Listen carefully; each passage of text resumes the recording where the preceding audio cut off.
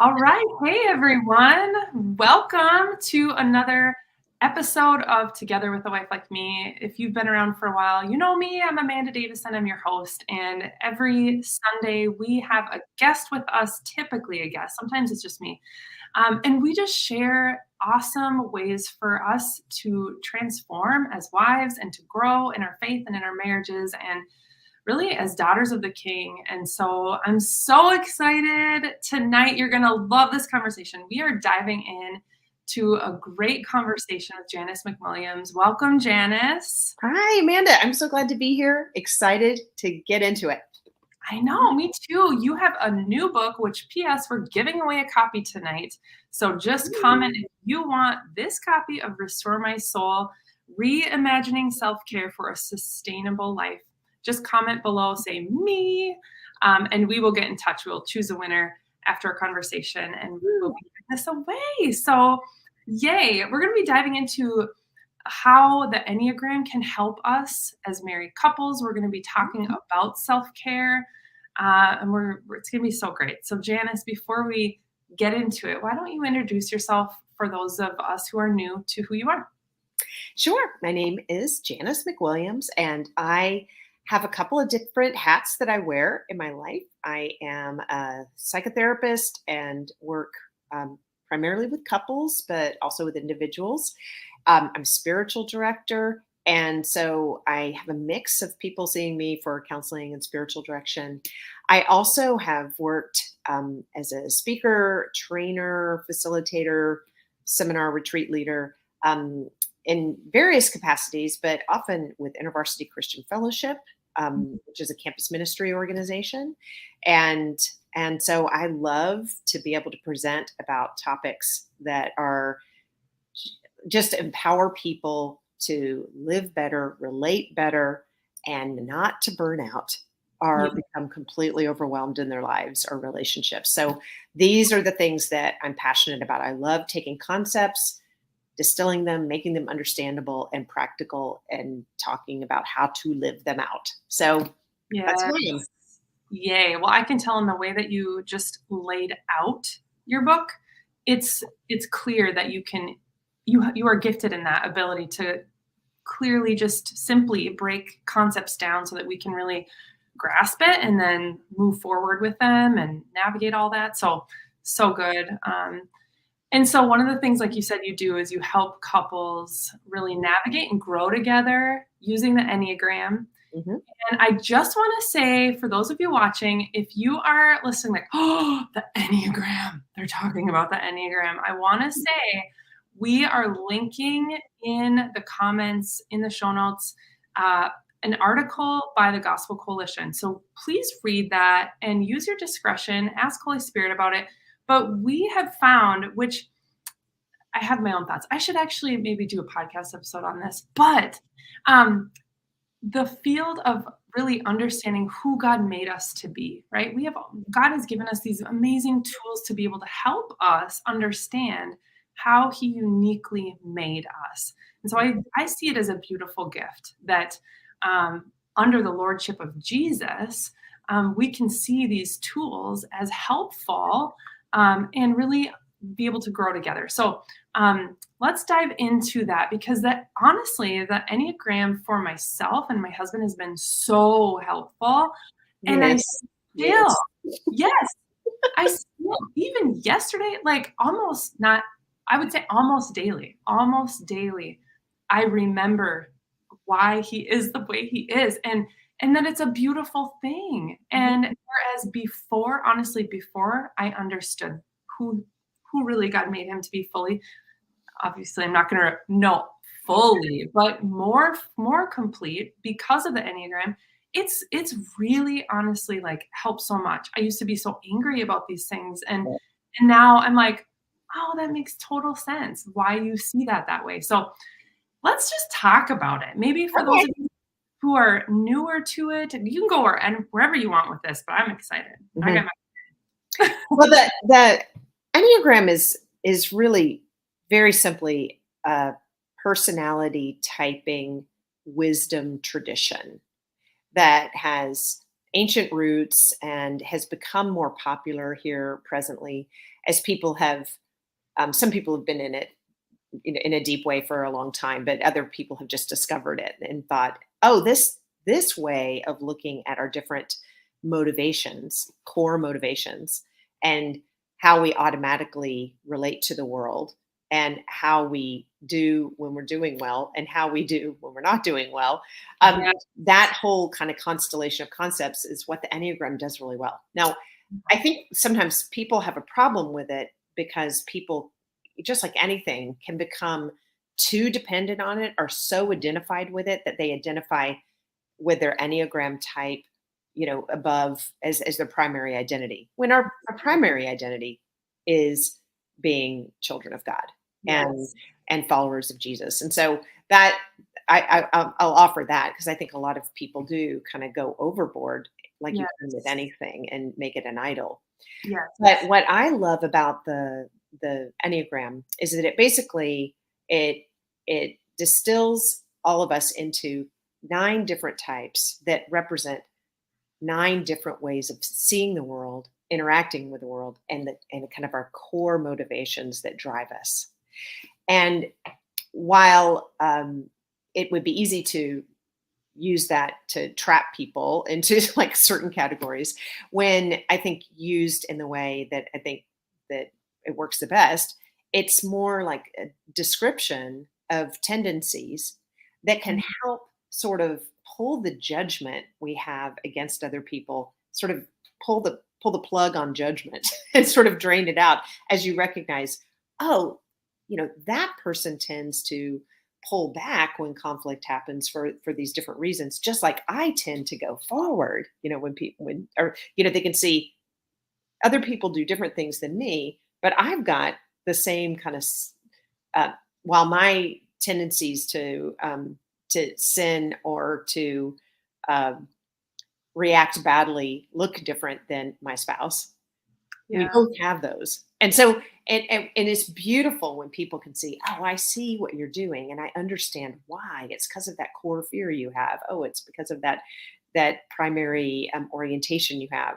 And so it can be very freeing, Yeah. and I think increase love and respect and willingness to connect when it's used really well. And so that's why I love using it as a tool for marriage work. And when the couples that come to see me also really go deep in their own learning about the Enneagram, it is, I mean, I can't think of a time that it hasn't been really helpful and Yes. a great adjunctive, piece of what we're doing. Yeah. Where we're weaving in, talking about different concepts, and then we're like, hey, let's take a break. This seems like the low side of the type 5 is coming out here and meeting the low side of the type 8, and let's talk about what that looks like. So Yeah. we'll have a little moment to talk about that, and usually people are like, ah, I did it Yeah. again, and then what does it look like to relate, in the on the high side of the type instead, just like in any kind of counseling paradigm, I might be offering developmental assists, that could look like, hey, why don't you try this instead? Well, Yeah. the Enneagram basically gives a lot of those. Why don't you try this instead? But Yeah. Yeah. but you can read books on it and get Yes. by it. So, Yes. So can we just use my husband and I as oh, a sure, by all means. maybe you can help us? No, but like for real, if anyone, for those of you watching and maybe later listening on the podcast, so I'm a 7 and my Mm. husband is a 5. Can you I know, right? Ah, no. Can you give us like, maybe let's just talk about those, and for those of you new to the Enneagram, or maybe just, like, maybe you are, you know your number, you maybe think you know your husband's or something, but Mm. you don't know how this could help. Let's Yeah. maybe, like, talk about how, me being a 7 and my husband being a 5, let's talk about maybe what they are, and then are the weak sides, and whatever, you can ask me whatever too, I'm an open book, but let's just maybe talk about that to help people understand how this can be helpful. Yeah. Uh, I'm actually married to a type 7. Ooh. So I have a lot of, intimate acquaintance with that type, and I'm myself a type 4. Okay. So there are just a few interesting realities about your combination and my combination too. But the 5 and the 7 are both head types, so they value what they think Mm. in a way of trusting that maybe more than valuing their gut instinct or valuing kind of their heart Mm. kind of selves. But they think about really different things. Mm. So a type 7, You don't say, Janice. a type 7 tends to be thinking about what's the next adventure, what's the next fun, how am I going to make sure that I'm not missing any possibility for something that could be exciting and thrilling, Mhm. um, joyous, infectious. So it was pretty fun to be around a type 7 in a lot of ways. A type 5 is thinking more about how can I kind of take care of my information, get more information, become more of an expert, take care of it more, guard myself from all the messy humans and all the ways they may suck energy from me, right? So that Mhm. so I imagine that dynamic might result some in in some kind of conflicts about energy expenditure. Mm. So the 7's always like, "Let's go." And the Mhm. 5's always like, "I'm not so sure. I'm not so sure. Mhm. I don't know if I have energy for that. Like, I'm gonna need to protect myself from the possibility of getting drained too much by the we, Yeah. Yeah. external focus."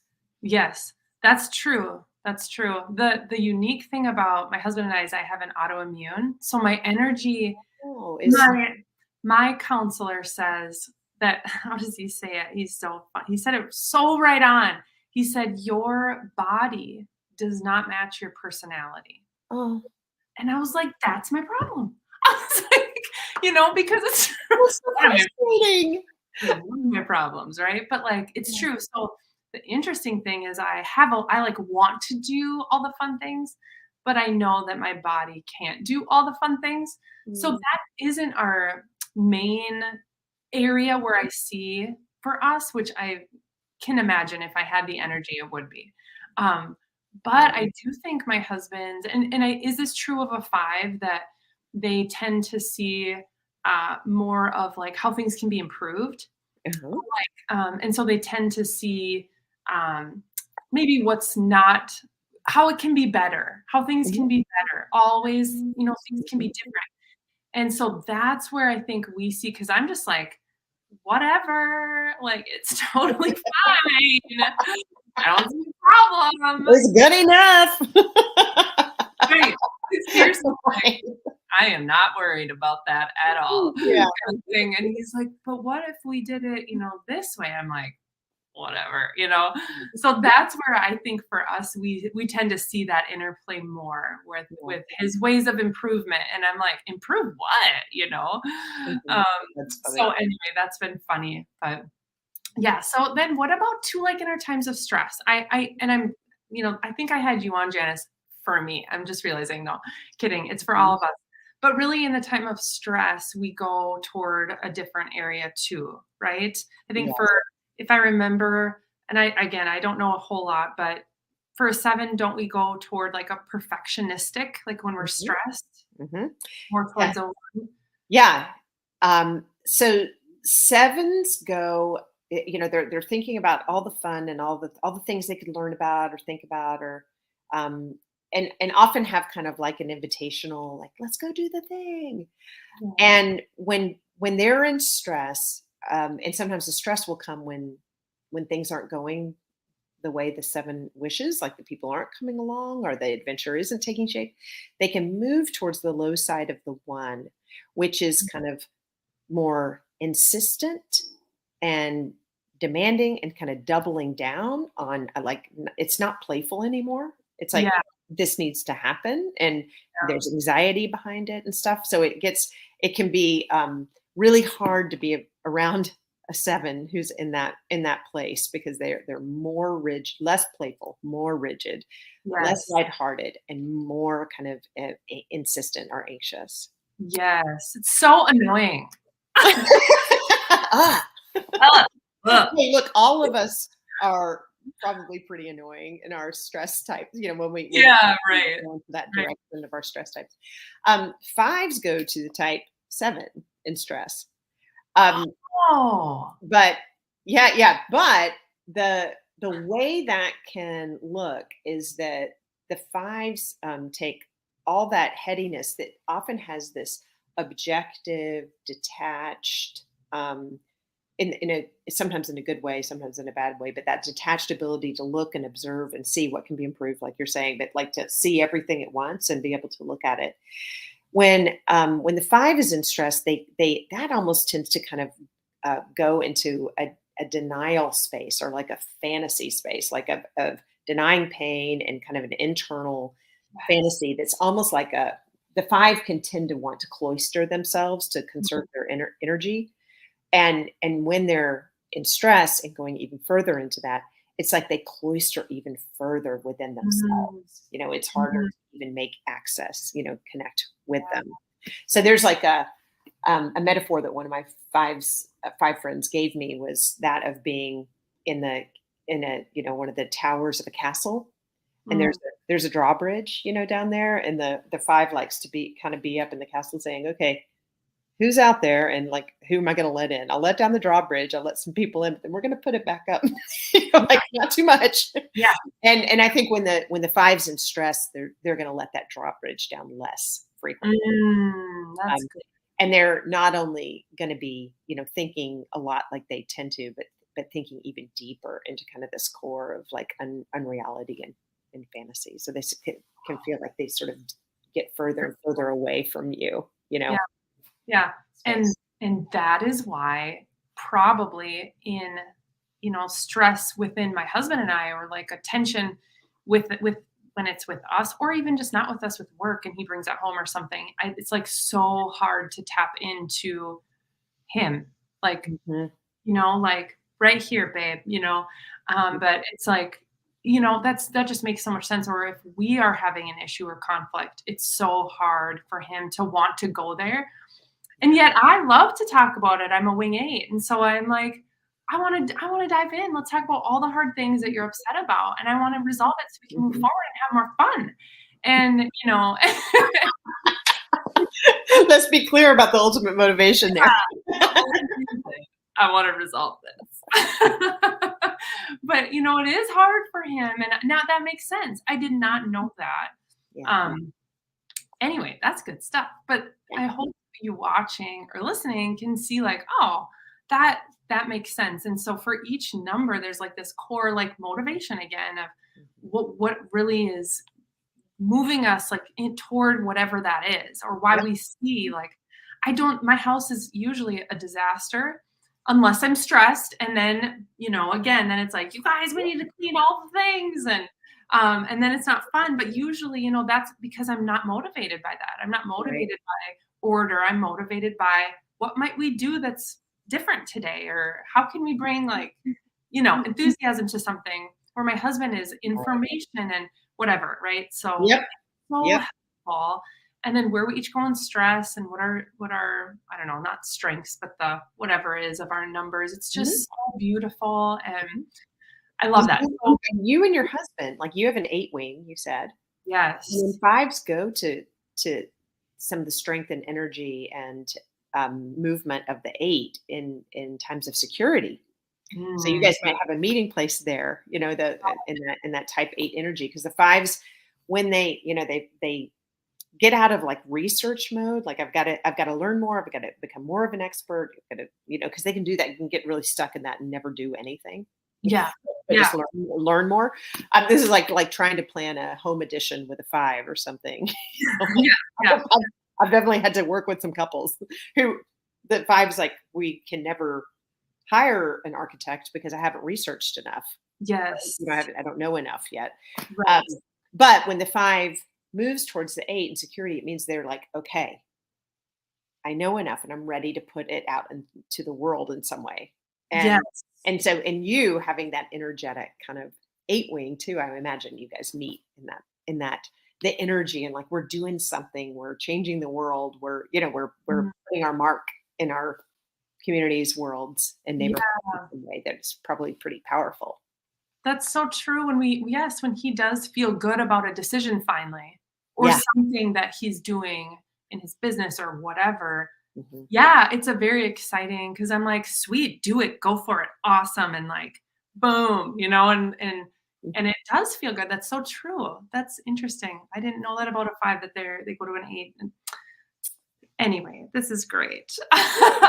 And what's the book that, is it Becoming Us? Is that the Enneagram, book for for couples? Oh, I think so. Yeah, I was thinking you were talking about Suzanne Stabille's book because Okay. uh, Yeah. The Journey Towards Wholeness, which I really like. Okay. Her work. But I think you're right, and I haven't read that book yet. I need to. I think it's McCord's. Is it McCord's? And maybe yes, it's very helpful. So get that book too. If you're like, what are they talking about? Get that book. Becoming Us. We'll link it in the comments and in the show notes. So, okay, let's switch gears here because I want to talk about your book, Restore My Soul. Mhm. Again, if you're just hopping on, comment below me if you want to win this copy. We're going to give it away tonight after our conversation. So I have found, in Christian circles that, well, first off, again, you're a counselor. You have your master's in, is it divinity? Yes, and pastoral counseling, a master of divinity and masters in pastoral counseling. So all the things. You love Jesus. Yes. And here you are helping men and women fully understand who God made them to be so that they can really navigate that in a way that brings them into a place of health and wholeness. Okay. Mhm. But I find that what I love about your book, it's different than other books I've read on this topic of self care, in that you lay this out in how we can live well with certain things. So you laid out with living well with our thoughts, Mhm. emotions, Mhm. establishing soul restoring rhythms, and then living a life of fulfillment, really living well in that place of fulfillment. So you lay that out, and then you also lay out essential skills. Yeah, For in dig each area. Yeah. Yeah. So that's what I think is missing from so many books I've read on this topic. And so I just want to say shout out to you, and it's so helpful if you are. Here's what I was going to say. I'm all over the place. But in the Christian community, I think that we tend to hear the message that listening to your emotions, listening to your feelings is not helpful. You should deny them. There, if you listen to your emotions or your feelings, you're going to end up in a place of sin. Mm. Okay. Because you can't be led. This is what we hear typically. You Mhm. can't be led by your feelings or your emotions. And it always comes up in me, right? When I hear that. And so I love that the beauty of wait a second here, like God created us with emotion, with feeling, with the ability Yep. to have thoughts. Mhm. So what if those are telling us something? And what if we listened to what they're telling us? And so anyway, I love the book. I want to dive into that because really what you're doing is you're looking at how Jesus lived and you're looking at how did Jesus do this? And Absolutely. what can we learn from how he lived and actually managed his own self and listened to his own self? So anyway, I don't know where you want to go with that, but well, Somewhere. I where you want. I love that you raised it, the whole, topic of emotions and how afraid, I think particularly in this in the Christian world, like some particular ways that we have grown accustomed to being afraid of certain emotions. And I mean, just one very low bar psychological reality is whatever we resist persists. Mm, And mhm. so the process of fighting against emotions becomes a much bigger problem for us than actually what it would take to experience an emotion in a healthy way. Hmm. Mhm. And so what I'm aiming to do in the book is to sort of say, hey, look at all these ways we've learned or bought into fighting emotions. Yeah. And what if we don't do that? Because it requires tons more effort, tons more energy than just having a healthy experience of any given emotion that Yes. I think we do not have to be afraid of. I think some people they get afraid of being driven into sin or something like you're suggesting, or they are afraid they'll become overcome by the emotion, or they may never stop experiencing it. Yeah. Okay, to that point though, I have a couple of things to say. But if you experience joy, Amanda, which I'm Mhm. sure you really love experiencing, because I you do. It's so do you ever feel afraid or wonder, I wonder if this will never stop?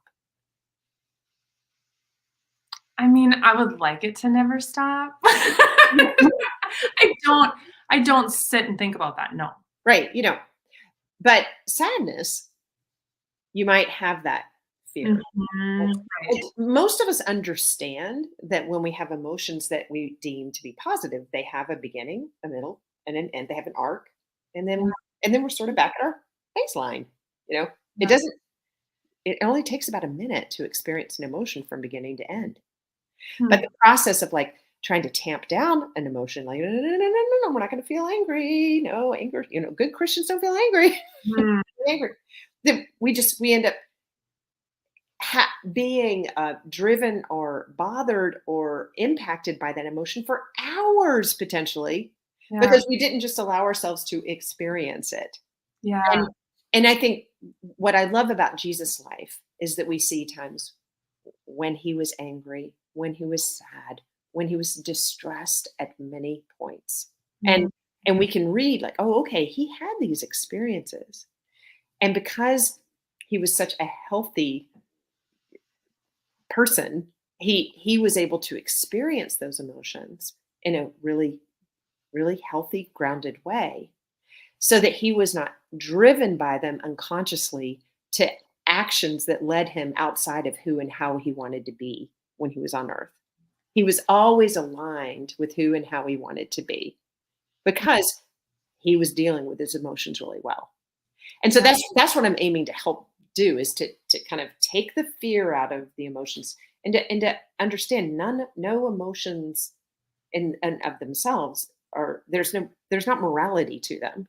yeah, Are, it's what we do in response to them, or how we might, nurture them, or work with them, or fantasize, like even being very angry with another person, the experience of anger.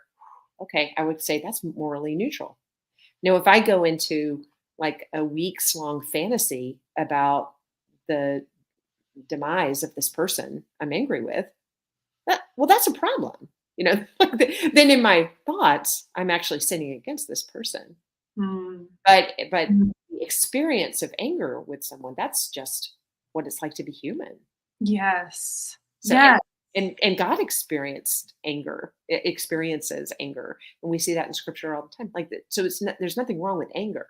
We might do things in response to anger that drive us outside of who we want to be. But taking away the fear and looking at Jesus at our model is one of the, I mean, that's what I really want to be about. And then applying some of the skills about, okay, how can you in a more healthy way experience emotions without yeah. fear?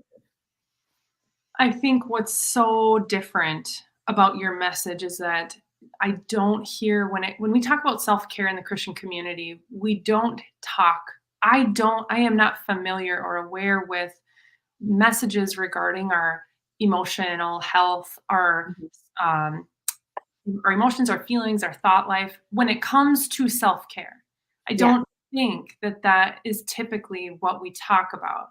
We do probably get into, which your book does get into in a different way too. I would say a new, refreshing way, the soul restoring rhythms. Mhm. But really, when you think about the bride of Christ, the church, you, me, followers of Jesus, we are to be displaying the beauty of our Creator. Mhm. And I don't think we're able to do that. I don't know if you have thoughts on this, but I don't think we're really able to do that unaware of and repressing or ignoring or trying to dismiss, refute, reject Yeah. what we really are experiencing, Mhm. right? Mhm. And so for us to be healthy as the body of believers that Christ came and died for us to be, I do want us to be challenged by this and really, lean into this message in your book because I see so many, and I'm sure you do every day. That's what you do. You sit with individuals and you Mhm. help them with this. But we are not, if we don't know how to really experience what it is we're feeling, or thinking, or whatever, then we're not going to be able to really be whole and go out and smell and look and leak Jesus to the world. Exactly. Yeah.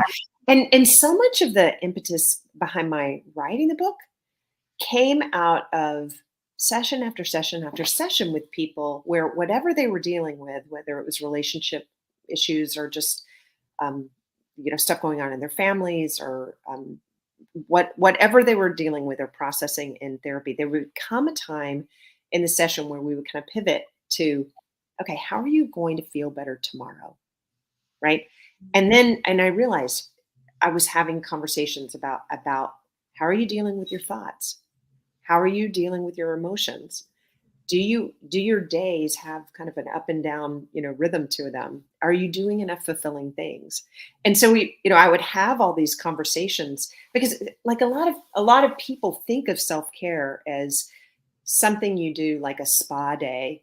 Um, that's very occasional for most of us, very expensive and requires like 6 hours of childcare or something. So it's something you might stop your life to do periodically, which I think I'm all for those things. But when it's that kind of experience we think of when we think of self-care, we're not tending to the day, the hour to hour, day to day realities that's making us potentially feel bad. And Yeah. I want everyone who reads my book to be able to know I know how to pivot in any given hour and do something that is going to help me feel better than Yeah. if I did not do that thing.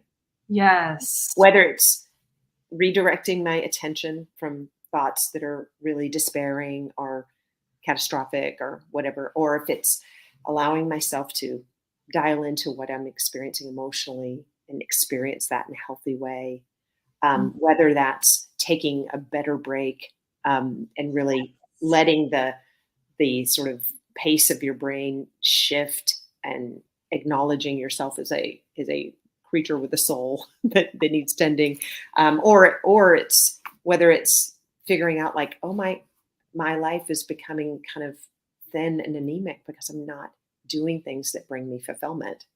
And Yes. those don't have to be giant, really difficult things. They can be like small, reaching out to and texting a friend that you know is in need. Or Yeah. like I have this story in the book of having this blanket I had gotten for a friend as a gift, and it was sitting next to the front door, and I had not delivered it to her for like weeks. I was like, I was so happy when I bought this blanket. I have not given it to her, and I, do it, go deliver the blanket, and just in the way that that gave me so much joy to actually bring it to her and see her light up. It was during the pandemic too, so she sent me a Mm, picture later of cuddled under the blanket, and yeah. that we get so busy and frenetic and in fifth gear all the time, that we miss things that would just be simple acts of self-care that actually help the world too, that make Yes. a big difference. Yes. Yes. It's so good. We need that. We need that. And I loved your part on the better breaks too. Like, Yeah. oh, it's like these are practical ways, we can actually experience a new rhythm. I always say we have to interrupt the regular broadcasting. You have to like literally stop, right? To like take the time to reimagine, restructure, Mhm. introduce new rhythms into your day. And I am with you on the fact that, if we think of self-care as having to add something in, or even I talk about this a lot here at A Wife Like Me, where I want to challenge women to not feel or think about, when we talk about building and growing in our faith, that it's not an addition to necessarily, right? Like I don't have to, in order to grow in my relationship with God, I have to wake up 15 minutes earlier and add it in to my already busy day. It's, wait a second, what if we rethought and really looked at what, like even our thought of adding on to what we already have, it's just so overwhelming. And it feels so, feels like so heavy because so many of us already have a heavy day, right? But what if it was intertwined into a time that I already have available, but I'm using it in a different way, right? Oh yeah, my goal when I'm working with people about trying to address the problem that so many people have, which is like from the moment they wake up to the moment they go to bed, they're like in high gear, all day until they crash, with their phone, dropping out of their hand and falling on their face at the end of the day. Like that's the problem for a lot of people. But my goal when I'm working with people is that whatever we do to try to help you feel better, it's got to be daily and doable. If you don't feel like it's doable, you're not going to do it. Yeah. And it should not be that hard to basically like one of the things I'm passionate about is letting people know there's nothing wrong with moving fast. There's nothing wrong with having go time or seasons of your life that are really busy, or a day that's just full and charged, right?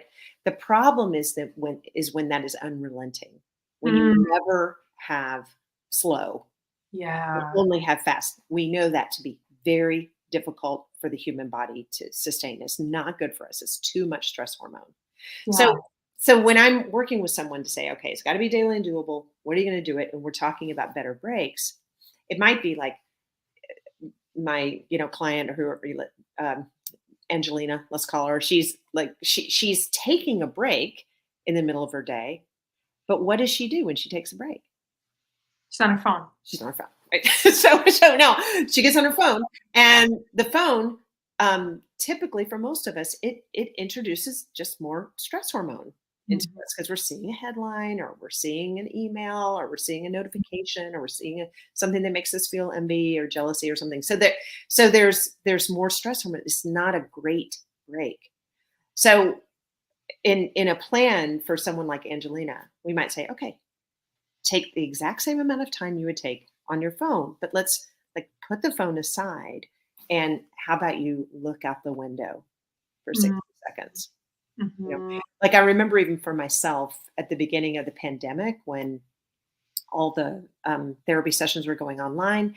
And so that was a big change, but also everybody wanted to talk about their stress because of the pandemic, which I was experiencing too. Right. Like it's a harder sort of therapy to do, like when you're like, I'm in it just as much as you are. But I had a group supervision with other therapists who were talking about how do we take care of ourselves. And I decided in that time in between my sessions, I would do just a series of body stretches, like do a sun salutation twice while doing a breath prayer. And it took me like 2 minutes to do. And I did it in between every session instead of just filling the whole break between sessions with like check my email or write my note. I took 2 minutes to do something a little different. So that meant I did it 4 or 5 times, in the day. And it made a huge difference. It really didn't take very much time. It wasn't a big time commitment. And that's what I'm always trying to help people to do. What can we get 3 things in your busy days here during this busy season that help you go slow in the middle of all that going fast? And I think that's part of what you probably see the success in the people you're helping is when there's a plan, just knowing that, like knowing we're going to spend that break doing something, that's even helpful, like having that idea already set, like, oh, okay, today on my lunch break or my whenever, I'm gonna XYZ.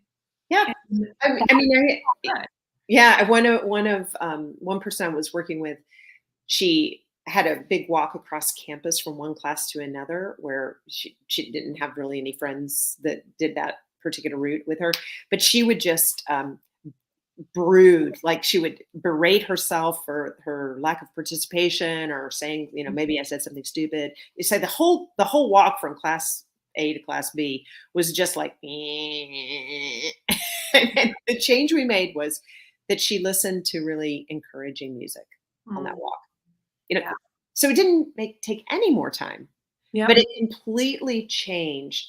Instead of her getting like this kind of bombardment of stress hormone because she's berating herself for that walk that took like 7 minutes, she was getting some happy hormone Yeah. because she was listening to music that was uplifting and connected her to Jesus. And so it changed her whole body, and the day's impact of life on her body was impacted by her doing those kinds of interventions. So that I'm so passionate about that. Yes. I love the using the metaphor with people of hormone soup. Talk So about yeah, that. Yeah. yeah. It came to me out of this memory I had of living with a bunch of housemates, and my friend Shar was making tortilla soup, and she put a tablespoon of cayenne by accident when it called for a teaspoon, and none, which would be like awesome soup for some people, but for us we were like, whoa, like, mouth too hot, and it became for me a metaphor of sorts. If you consider that your body is a vat of soup that you're cooking every day and you want the soup to taste good, all day long, and the ingredients you have to put in it are basically stress hormone and happy hormone. And so let's say cayenne, represents your stress hormone. And happy hormone might be, all the other ingredients. Um, but if you want a little cayenne, you want some in there to give it some kick. But if you have too much, it's overwhelming to your system. So Mm, we want stress hormone. We need it to give us some oomph and to get us like psyched up to do things that make us nervous and that kind of thing. yeah. But if we have too much, we tend to feel anxious, emotionally fragile, frail, tentative, irritable. All those things, tend to start happening to us when we have too much stress hormone in our body. So the messaging about self-care that really um, that I think is one dimensional and flat and impossible for people is just like eliminate your stressors. Right. Like, you need to eliminate your stressors. And I'm like, okay, so sometimes you can eliminate your stressors. Sometimes you can. Right. But a lot of times you can't quit your job. Right. You can't stop living with your children who are going through difficult things. You can't stop that your mom is going through chemo. I mean, like you Right. can eliminate these stressors. But seasoned chefs know that when you put too much cayenne in your soup, that you can add yogurt or brown sugar or potatoes in the Mm, soup sometimes to mellow it out and make it really good soup again. You palpable. can add things to it, right?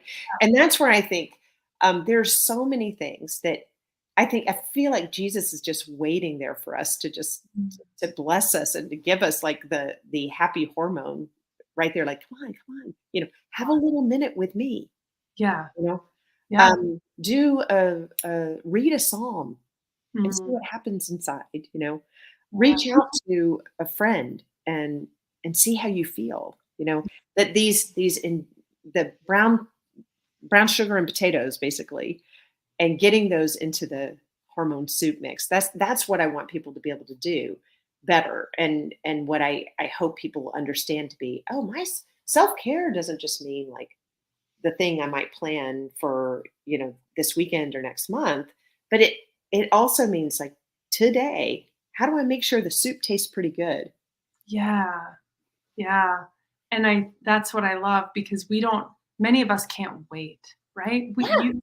So many can't wait for a month. They're exhausted right now. They're stressed right now. They're on the brink of burnout right now. Yeah. So then what today? And that doesn't have to wait. That freedom, that release, that peace doesn't have to we don't have to wait for that. We can change, again, the broadcasting, the structure of our day, how we experience different pockets within our day. Mhm. He is inviting us into that change. And so, Mhm. so many practical ways. Again, you don't have to wait to win. You don't have to wait to win this book. You can again say, Yes.